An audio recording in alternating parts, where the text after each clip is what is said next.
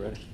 Hi, I just want to go over a little tip about how to make your front headlock technique really powerful and how to engage the muscles in your neck and back to escape this hold. Sensei Deb.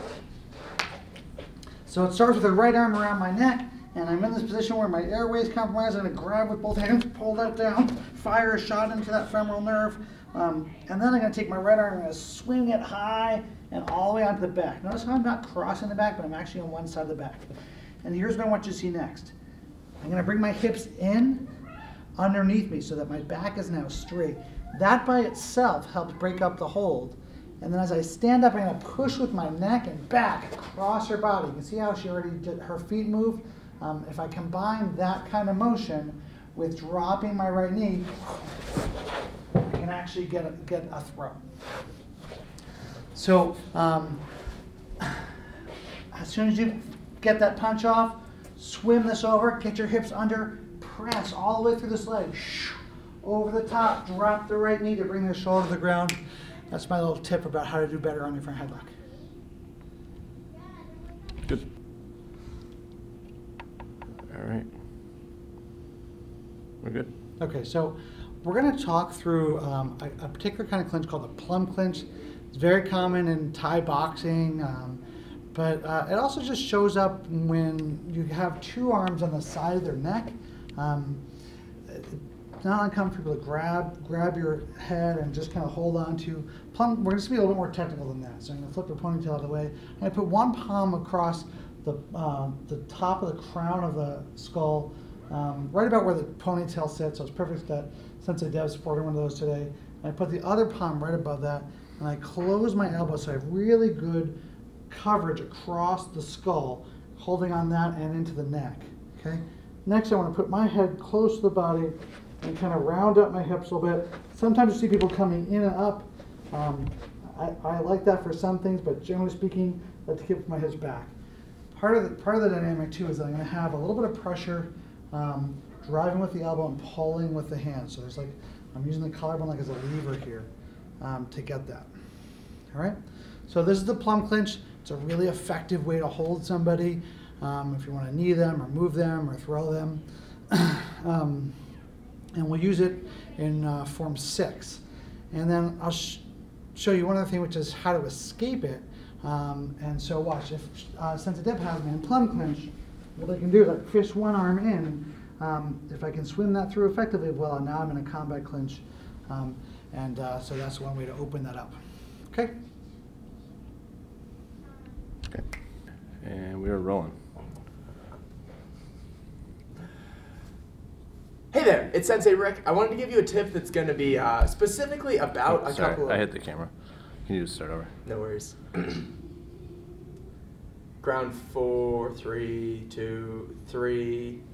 3 is the elbow in one. 2 is the pass to mount one. Yep. All right. Hey there, it's Sensei Rick. I want to give you a tip that's going to help you specifically on your ground 2 and your ground 3, but it's also going to help all of your grappling skills because it's a concept that you can do all the time, and it's going to make you feel heavier. Grappling against someone who's way bigger than you is harder, it's less fun, and this tip is going to make you bigger than you actually are. So if I've got Sensei Deb in side control here, I could just be hanging out floating in side control, but I don't feel very heavy here at all. I'm going to do 2 things to really suck myself down to the ground and be harder to remove. I'm going to spread my feet out and sit down to keep my hips low to the ground. That gets me in contact so I'm already squishing her. And then I'm going to pull with my arms so that I'm pulling her into me and me into her, and I'm making myself even heavier. Now, as we transition and we're not just in a static side control, if I'm going to go to a sit-through, I sprawl this low leg. I don't know if you could hear, but she just breathed out because as I brought my hip closer to the ground and my foot behind me, I got even heavier. When I switch to sit-through, same thing. Now I can even push off the ground with my legs to push myself into her to be even heavier. As I switch back, Same thing, I get my knees under and pull myself down. I'm even heavier than I was before. If I sprawl on the side, the high side, like I'm gonna pass to mount, when I sprawl, this hip is real close to the ground. I'm making myself as heavy as I can. As I sit through, same thing, I'm pushing off the ground. My hip or my butt isn't even really touching the ground. It's pushing, my legs are pushing so that I'm squishing her. Then, as I slap to mount, I stay low in transition and I get down low when I'm on top in mount. We can do that in every position. Here, my hips are down, even as I'm sitting up. As I transition to side control, I get down, I pull with my arm, I push with my shoulder, I keep my hips down. I keep my shin down, and that's what's on top of her here, and then boom, get right down low. So I'm heavy on the top through all of these grappling positions that we're working on. All right, that's your tip for today. Thank you. Okay. All right. Gotcha. We're rolling.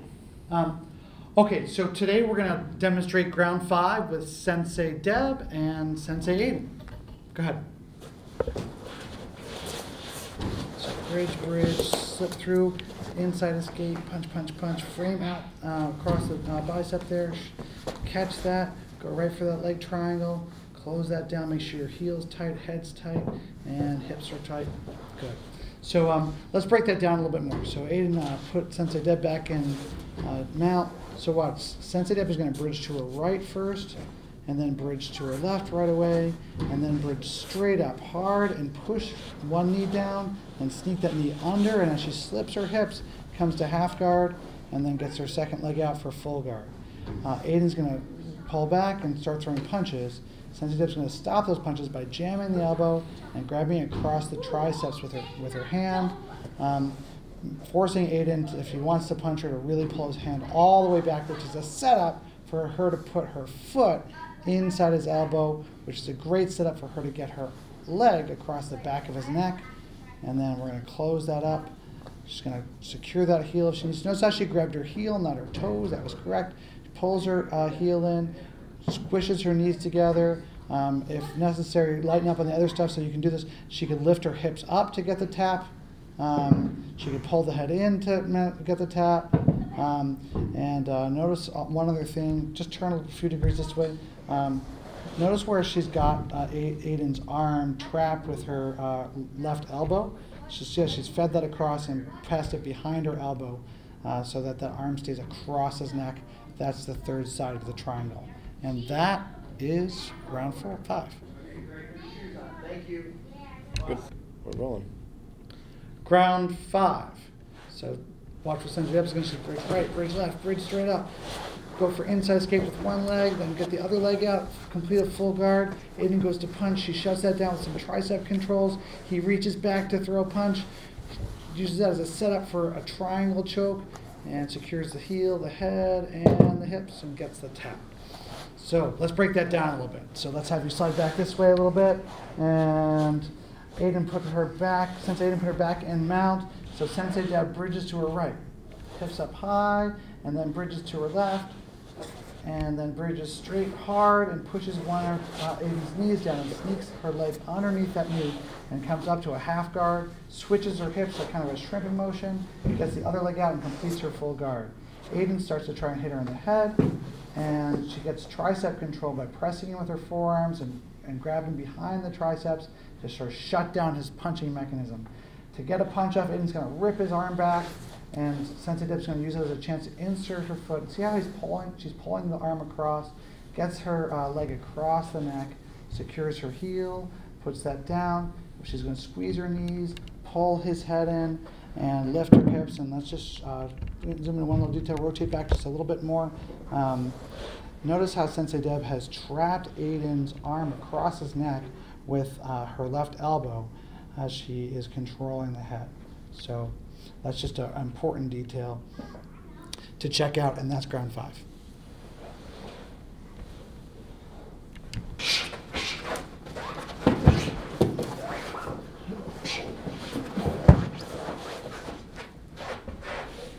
So today we're going to teach you guys. Thank you for that. All right, we're rolling.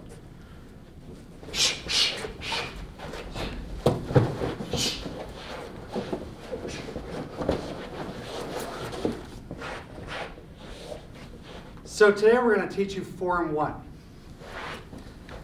So Sensei Rick's going to start with a jab. I slip. He's going to throw a straight right. I slip deep. I use that to get underneath his shoulders and neck a little bit. Shoot that right arm past. Close an arm triangle if I need to. Step deep with the left. Bring him down to the ground. Immediately take side control and try and establish my Americana. He's not going to let me get that Americana. He's going to grab his own wrist and pull it in tight. Bridge, bring his arm here. Watch slowly for this. On the top of his bridge, he's going to push himself out the back and switch his hips in a backdoor escape. Notice how his arm travels across my back. That's an important ingredient in backdoor escape. Good.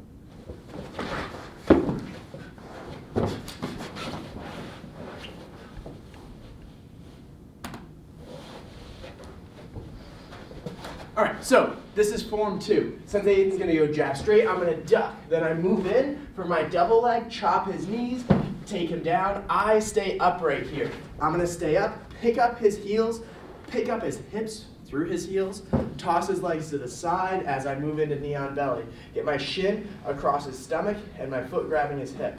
I throw punches to keep his hands up or get his hands up on guard. Then I'm going to push off the ground here as I transition to mount and pin his arm all at the same time. That's setting up my Americana. I'm going to pin this arm to the floor. I use my heel up against the bottom, the base of his leg, and then straighten it out and catch his shin with my foot. That's called a grapevine. That keeps me from getting bridged as I go for this Americana. Good. Thank you.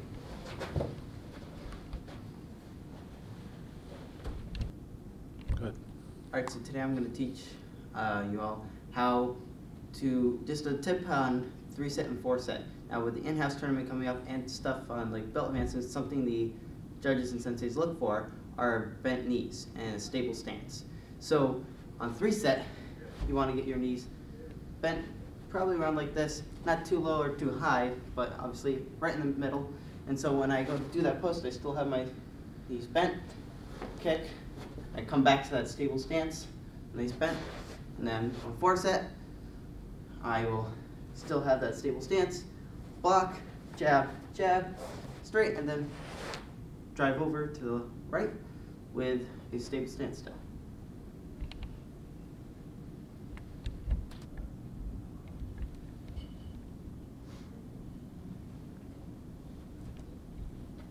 Okay.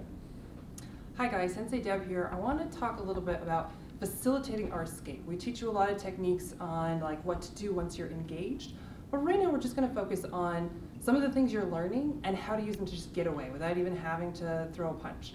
So we're going to talk a little bit about posting and checking. So when I post, I'm going to use my arm nice and straight to stop somebody's forward movement and hold them there. Then when I'm checking, I'm actually going to use that same kind of force to move him out of the way, and I want to move him so he's not facing me, because it's a lot easier to escape towards his back, he can't grab me as easily, than if I went towards his front. So just kind of show it in action. If Aiden's coming down, he's very threatening, I'm going to post, and then I'm going to check him to the side so I can escape this way. Or he might kind of like throw a punch at me, I can still post, I can check to the side, now I can escape this way. Or it might be kind of like when you guys learn push. He might be coming straight at me to do a neck grab or something. I can post, I can do that check and escape that way.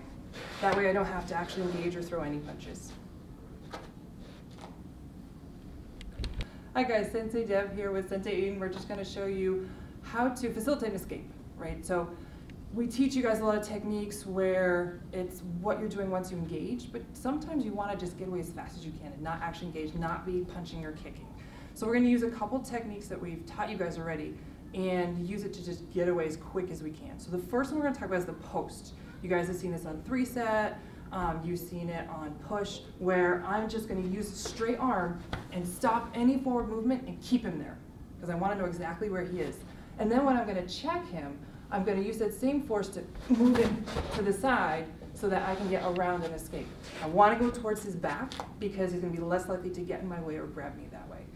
So if we're going to show it in action, if Sensei Aiden's coming at me, he's looking very threatening, I'm going to post, and then I'm going to check him to the side so that I can get away. Notice how he was able to move away and I can get to the door a lot easier. And he might come at me with a punch. I can still do the same thing and get away.